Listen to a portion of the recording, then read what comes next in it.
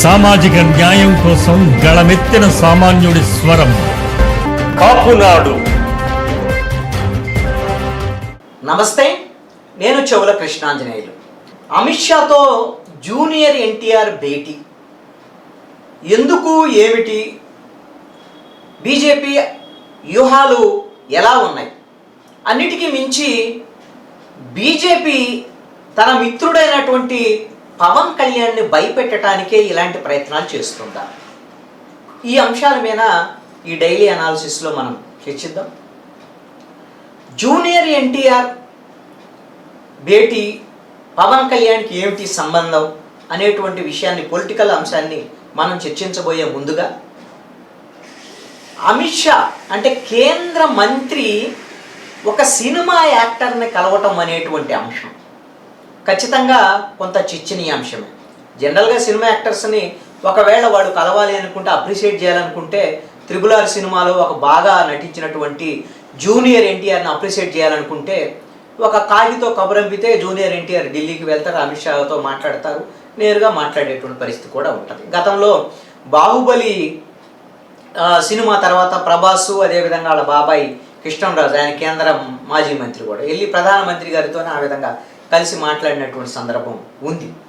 ఇది కేవలము RRR సినిమాలో జూనియర్ ఎన్టీఆర్ అద్భుతంగా నటించాడు కాబట్టి, ఇప్పుడు ఆస్కార్ వరకు ఆయన నామినేట్ అవ్వబోతున్నాడు కాబట్టి ఆయన అప్రిషియేట్ చేయడానికే అమిత్ షా ఆయన పిలిపించారు, ఆయనతో మాట్లాడారు అనేటువంటిది కొంత సింక్ అవ్వటం లేదు. అది కూడా ఒక్క అంశం అయ్యి ఉండొచ్చు. ఒకవేళ సినిమానే అనుకుంటే, సినిమానే ప్రధానమైనటువంటి ఏజెండా అనుకుంటే, ఆ సినిమాకు ప్రధానమైన డైరెక్టరు రాజమౌళి కదా, మరి రాజమౌళిని కూడా పిలుస్తారు కదా జూనియర్ ఎన్టీఆర్తో పాటుగా. ఆ సినిమాలో ఇంకొక హీరో, కీలకమైనటువంటి హీరో రామ్ చరణ్ కూడా ఉన్నాడు కదా, మరి రామ్ చరణ్ కూడా పిలిచేటువంటి అవకాశం ఉంటుంది కదా. మరి వాళ్ళిద్దరు లేకుండా జూనియర్ ఎన్టీఆర్ని పిలిచారంటే ఇక్కడ బీజేపీ జూనియర్ ఎన్టీఆర్ ద్వారాగా కొన్ని రాజకీయ పరమైనటువంటి సందేశాలని అటు తెలంగాణలో ఇటు ఆంధ్రప్రదేశ్లోనూ తీసుకురావాలని, పంపాలని ప్రజలకి ప్రయత్నం చేస్తోంది. ఆ సందేశాలు ఏమిటి? బీజేపీ ఈ రోజున ఉప ఎన్నికలకు సంబంధించి, మునగోడుకు సంబంధించి ఒక పక్కా ప్రణాళికతో ముందుకెళ్తుంది. రాజగోపాల్ రెడ్డి కాంగ్రెస్కు రాజీనామా చేసిన తర్వాత ఆయన నిన్న మునగోడులో అమిత్ షా నేతృత్వంలో బీజేపీలో చేరారు. ఈ బీజేపీలో చేరిన తర్వాత అక్కడ మునగోడులో గెలవటం ఒక్కటే కాదు, మునగోడులో గెలవటం ద్వారాగా తెలంగాణ రానున్నటువంటి సార్వత్రిక ఎన్నికల్లో బీజేపీ గెలవబోతుందనేటువంటి ఒక సందేశాన్ని కూడా ఇవ్వాలి అనేటువంటిది మునగోడులో గెలవటం వెనక ప్రధానమైనటువంటి లక్ష్యం. కాబట్టి అస్త్రశస్త్రాలన్నిటికీ కూడా ఈ రోజున బీజేపీ ఉపయోగిస్తుంది. మరి ఈ అస్త్రశస్త్రాల్లో జూనియర్ ఎన్టీఆర్ కూడా ఉన్నారు. ఏంటి జూనియర్ ఎన్టీఆర్ ఎలా ఉపయోగపడబోతున్నారు బీజేపీకి? ఏమైనా బీజేపీలో చేరతారా అంటే బీజేపీలో చేరేటువంటి అవకాశం అయితే ఉండదు. ఎందుకోసమనంటే జూనియర్ ఎన్టీఆర్ తెలుగుదేశం పార్టీ కుటుంబానికి సంబంధించినటువంటి వ్యక్తి. వాళ్ళ తాతగారు అయినటువంటి ఆయన సీనియర్ ఎన్టీఆర్ పార్టీ పెట్టారు. ఆ పార్టీకి సంబంధించినటువంటి దాంట్లో క్లోజ్ అసోసియేట్ అయ్యి ఉండి జూనియర్ ఎన్టీఆర్ 2009లో నేరుగా ప్రచారం చేసినటువంటి పరిస్థితి కూడా ఉంది. ఇప్పుడైతే కొంత తెలుగుదేశం పార్టీకి దూరంగా ఉన్నారు. అలాగని తెలుగుదేశం పార్టీతో పూర్తిగా దూరంగా ఉంటున్నాడని చెప్పలేం. అతని జీవితకాలం తన కాలేంత వరకు కూడా తెలుగుదేశం పార్టీ తప్ప ఇంకొక పార్టీలో చేరను అని ఆయన గతంలోనే చెప్పుకున్నాడు. కాబట్టి ఆయన బీజేపీలో చేరతారని అనుకోవడానికి ఆస్కారం లేదు. రెండో అంశం ఏమిటంటే ఇప్పుడు 40 ఏళ్ళు ఉన్నటువంటి సుమారుగా జూనియర్ ఎన్టీఆర్ ఈ రోజున సినిమాల్లో అతనికి కీలకమైనటువంటి మంచి స్టార్గా ఎదిగారు. టాప్ 5 హీరోస్లో అతను ముఖ్యుడిగా ఉన్నాడు. ఆయనకి ఇంకొక 20 సంవత్సరాల సినీ భవిష్యత్తు కూడా ఉంది. ఇలాంటి పరిస్థితుల్లో రాజకీయాల్లోకి వెళ్ళి, రాజకీయాలంటే బీజేపీలో చేరి తన సినిమా కెరియర్ని ఈ రోజున నష్టపరుచుకుంటాడు అని అనుకోవాల్సినటువంటి పని లేదు. కాబట్టి పార్టీలో చేరేటువంటి అవకాశం లేదు, దాన్ని కొట్టిపారేయచ్చు. రెండో అంశం ఏమిటి అంటే బీజేపీకి ఆయన పరోక్షంగా మద్దతు ఇవ్వచ్చు. బీజేపీ ఇతను జూనియర్ ఎన్టీఆర్ మాకు మద్దతుగా ఉన్నాడు, జూనియర్ ఎన్టీఆర్తో మాకు మంచి సంబంధాలు ఉన్నాయని బీజేపీ ఆ విధమైనటువంటి సందేశాన్ని తెలంగాణ, ఆంధ్ర ప్రజలకు పంపించాలనేటువంటి ఒక ప్రయత్నం కూడా అయి ఉండొచ్చు. ఆ విషయంలో బీజేపీ సక్సెస్ అవడానికి అవకాశం ఉంది. జూనియర్ ఎన్టీఆర్ని ఎందుకు ఎంపిక చేసుకున్నారు బీజేపీ అనేటువంటి విషయాన్ని కన్నా మనం గమనిస్తే, జూనియర్ ఎన్టీఆర్ ఒక మంచి హీరో, యువత ఫాలోయింగ్ ఉన్నటువంటి మంచి యంగ్ హీరో. అయితే కమ్మ సామాజిక వర్గానికి సంబంధించినటువంటి అత్యధిక మంది ఫాలోయర్స్ ఉన్నటువంటి పొలిటికల్ లీడర్ కూడా. ఆ విధంగా తెలుగుదేశం పార్టీలో కొంత కీలకంగా కూడా పనిచేశారు. ఇప్పుడు తెలంగాణలో ఉండేటువంటి 5-6% ఉండేటువంటి కమ్మ సామాజిక వర్గము, అదేవిధంగా ఆంధ్ర ప్రాంతం నుంచి వెళ్ళి తెలంగాణలో నివసించేటువంటి ప్రజానీకము ఎవరైతే ఉన్నారో వాళ్ళందరూ కూడా అక్కడ తెలుగుదేశం ఈ రోజున లేదు కాబట్టి అక్కడ వాళ్ళందరినీ కూడా 2018 ఎన్నికల్లోనూ జిహెచ్ఎంసీ ఎన్నికల్లో టీఆర్ఎస్కు మద్దతు ఇచ్చినటువంటి పరిస్థితి ఉంది. అక్కడ కమ్మ సామాజిక వర్గం వాళ్ళు కానివ్వండి, అదేవిధంగా ఆంధ్ర ప్రాంతం వాళ్ళు, అక్కడ ఆంధ్ర ప్రాంతం మూలాలను అక్కడే నివసించేటువంటి వాళ్ళు, వీళ్ళు అందరూ కూడా టీఆర్ఎస్కు మద్దతు ఇచ్చారు. ఇప్పుడు వాళ్ళని ఆకర్షించడం అనేటువంటిది బీజేపీ యొక్క లక్ష్యం.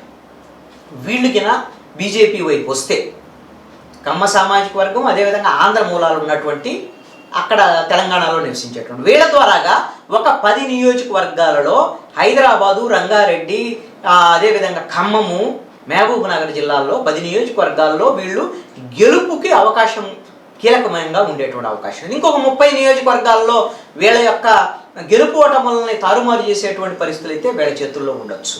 కాబట్టి ఆ విధమైనటువంటి సామాజిక వర్గాలని, ఓటర్లని గాలం వేయటం కోసం ఈ రోజున జూనియర్ ఎన్టీఆర్తో కలిశారు. జూనియర్ ఎన్టీఆర్ అమిత్ షాను కలిసేటువంటి అవకాశం కల్పించారు అనేటువంటిది ఈ రోజున బీజేపీ యొక్క రాజకీయ వ్యూహంగా కనపడుతుంది. దీంతో పాటుగా ఈనాడు మీడియా టైకూన్ ఈ రోజున రామోజీరావుతోనూ భేటీ అయినటువంటి పరిస్థితి కూడా మనం చూసాం. ఇది కూడా ఆంధ్రప్రదేశ్లో కొంత తెలుగుదేశం పార్టీతో బీజేపీ పొత్తుకు సంబంధించినటువంటి అంశాలు రామోజీరావుతో చర్చకు వచ్చినట్టు కొంత వచ్చేటువంటి అవకాశం ఉండొచ్చు, అలాంటి చర్చించి ఉండొచ్చు అనేటువంటిది. భవిష్యత్తులో చంద్రబాబు నాయుడు ఢిల్లీకి వెళ్ళి మంత్రాలు జరపడానికి కావాల్సినటువంటి ఒక వేదికని ఆ విధమైనటువంటి రామోజీరావు, అమిత్ షా చర్చల ద్వారాగా కొంత ఏర్పాటు చేసి ఉండొచ్చు అనేటువంటిది ఒక అంశం. అయితే ఇక్కడ జూనియర్ ఎన్టీఆర్ అమిత్ షాతో కలవటము, దీనికను పవన్ కళ్యాణ్కి లింక్ ఏంటి? పవన్ కళ్యాణ్ ఆల్రెడీ జనసేన అధినాయకుడు, జనసేన పార్టీ బీజేపీతో పొత్తులో ఉంది. 2019లో ఓడిపోయిన తర్వాత 2 చోట్ల ఆయన పోటీ చేసిన చోట్ల పవన్ కళ్యాణ్ ఓడిపోయారు. జనసేనకు సంబంధించినటువంటి కొంత ఇబ్బందికరమైనటువంటి పరిస్థితి ఉంది. రానున్నటువంటి 24 ఎన్నికల కింద ఫేస్ చేయాలి అని అంటే బీజేపీతో కలిసి వెళ్ళటం అనేటువంటి దాని మీద జనసేన పొత్తు పెట్టుకుని ఉంది. కానీ జనసేన బీజేపీ పొత్తు పెట్టుకున్నా కూడా ఆ తర్వాత జరిగినటువంటి స్థానిక సంస్థల ఎన్నికల్లో ఎక్కడా కూడా వీళ్ళిద్దరూ కలిసి ప్రయాణం చేసినటువంటి పరిస్థితి అయితే లేదు. ఆంధ్రప్రదేశ్లో కలిసి ఉమ్మడి ప్రజలకు సంబంధించినటువంటి ప్రజా ఉద్యమాల్లో కానీ కార్యక్రమాల్లో కానీ కలిసి పోటీ చేసినటువంటి, కలిసి పోరాటం చేసినటువంటి పరిస్థితి లేదు. అదే క్రమంలో తిరుపతి ఉప ఎన్నికల్లో కానివ్వండి, లేకపోతే బద్వేల్లో జరిగినటువంటి ఉప ఎన్నికలు కానివ్వండి, మొన్న జరిగిన ఆత్మకూరు ఎన్నికల్లో కూడా ఎక్కడా కూడా కలిసి వీళ్ళు ప్రయాణం చేసి పోటీ చేసినటువంటి పరిస్థితి లేదు. ఈ విధమైనటువంటి సఖ్యత లేదు. ఈ మధ్యకాలంలో అయితే జనసేన నుంచి బీజేపీకి ఒక డిమాండ్ కూడా వచ్చింది. ఆంధ్రప్రదేశ్కి జనసేన బీజేపీ ఉమ్మడి అభ్యర్థిగా, ముఖ్యమంత్రి అభ్యర్థిగా పవన్ కళ్యాణ్ను ప్రకటించాలి అని జనసేన వాళ్ళు విపరీతమైనటువంటి డిమాండ్ చేశారు బీజేపీ. అయినా కూడా వాళ్ళు ఖాతరు చేయలేదు, అది వేరే అంశం అనుకోండి. అయితే ఈ విధమైనటువంటిది బీజేపీ అనేటువంటిది ఆంధ్రప్రదేశ్లో 0.86% ఓట్లు ఉన్నటువంటి పార్టీయే కావచ్చు. వాళ్ళు కేంద్రంలో అధికారంలో ఉన్నటువంటి పార్టీ.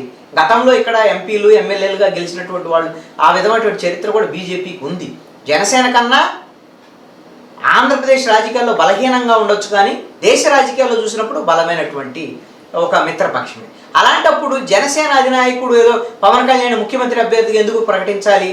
అసలు ఈ విధమైన డిమాండ్లు మనకెందుకు? ఇలాంటి వాళ్ళు చాలామంది మనకున్నారు అనేటువంటి ఒక సందేశాన్ని జనసేనకు పంపించాలి అనేటువంటి ఒక ఆలోచన కూడా బీజేపీ చేసి ఉండొచ్చు. అందులో భాగంగానే జూనియర్ ఎన్టీఆర్ ఆ విధమైనటువంటి భేటీ. దీని ద్వారాగా ఏమిటంటే జూనియర్ ఎన్టీఆర్కి 2 తెలుగు రాష్ట్రాల్లో, తెలంగాణలో, ఆంధ్రాలో ఫాలోయర్స్ ఉన్నారు. అతను పాన్ ఇండియా స్టార్గా కూడా ఎదిగినటువంటి పరిస్థితి ఉంది త్రిబులార్తో. తమిళనాడు, కర్ణాటకలో వాళ్ళ తల్లిగారు అయినటువంటి జూనియర్ ఎన్టీఆర్ తల్లి కర్ణాటక సంబంధించినటువంటి నేపథ్యం ఉన్నటువంటి వాళ్ళు అనుకుంటా. ఆ విధంగా కూడా కొంత దక్షిణాది రాష్ట్రాల్లో జూనియర్ ఎన్టీఆర్ ప్రభావం ఉండేటువంటి అవకాశం ఉంది.